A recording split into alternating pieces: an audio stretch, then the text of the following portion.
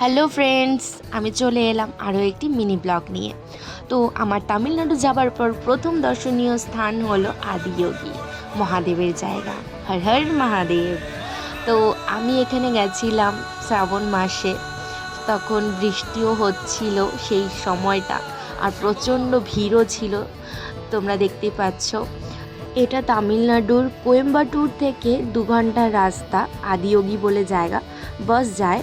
তো আমরা বাসে করেই গেছিলাম। চারিদিকে পাহাড় আছে, মাঝখানে একটা বড় মহাদেব। আর এই সৌন্দর্যটা মানে যতক্ষণ পর্যন্ত নিজে অনুভব করবে না, ততক্ষণ পর্যন্ত হয়তো এই শান্তিটা বুঝতে পারবে না।